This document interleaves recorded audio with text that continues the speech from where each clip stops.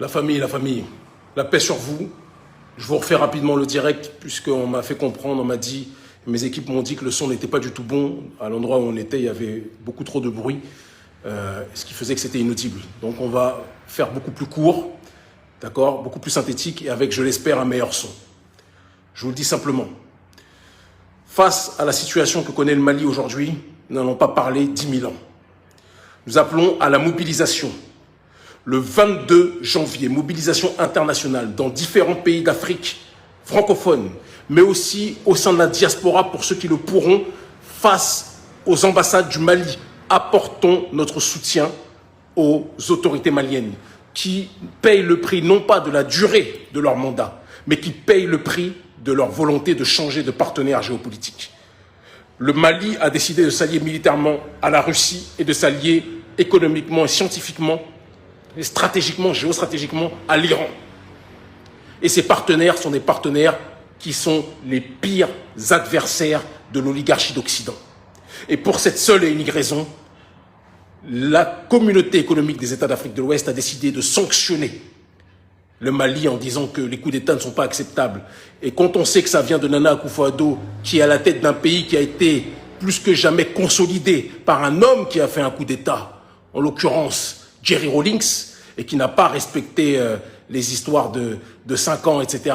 Il a mis sur pied, il a remis sur pied le pays qui était parti en délabrement, il l'a consolidé et il a fait du Ghana la puissance africaine qu'elle est. Mais ça, Nana Akufo-Addo l'oublie. Tout comme Nana Akufo-Addo oublie, lui qui pourtant a des sorties de temps en temps panafricanistes, mais qui a une politique, comme nous le disons depuis un certain nombre d'années, ultra-libérale, d'accord, hystériquement libérale. Nana Akufo-Addo oublie aussi que Muammar al-Kadhafi n'a pas eu besoin d'attendre 5 ans, d'accord, ou de se limiter à 5 ans, pour être plus précis, pour faire en sorte que la Libye soit un grand pays. Il existe des périodes de l'histoire où nous n'avons pas à être dans les histoires de démocratie à l'occidentale.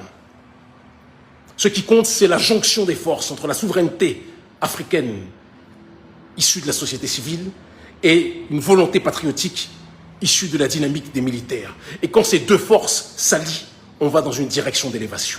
Alors nous le disons de manière simple et concrète, il y aura une mobilisation ce vendredi à Bamako, d'accord. Les Maliens sortent dans la rue à l'appel du mouvement Yerewolo et nous appelons au soutien de ces derniers.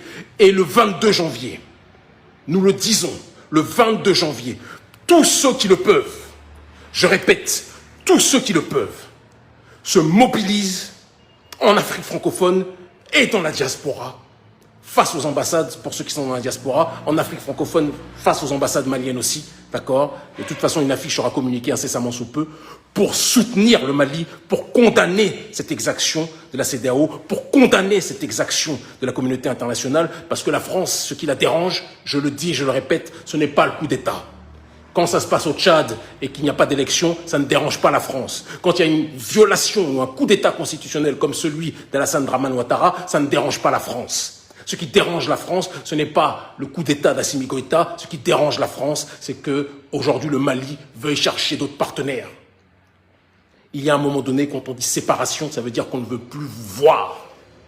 Quand on dit séparation, ça veut dire qu'on ne veut plus discuter avec vous. Quand on dit séparation, ça veut dire qu'on ne veut plus de vous. Pendant combien de temps, l'oligarchie française, vous allez faire semblant de ne pas comprendre ce que nous disons? Pendant combien de temps vous allez faire croire que c'est la démocratie, que c'est la protection du Mali qui vous intéresse, alors que vous n'avez jamais été intéressé par la souveraineté de ce pays? Vous avez colonisé hier, vous néocolonisez aujourd'hui, vous dépouillez, vous pillez, et vous avez l'arrogance et le culot de vous présenter comme les protecteurs de notre dignité. Nous ne voulons pas de votre aide.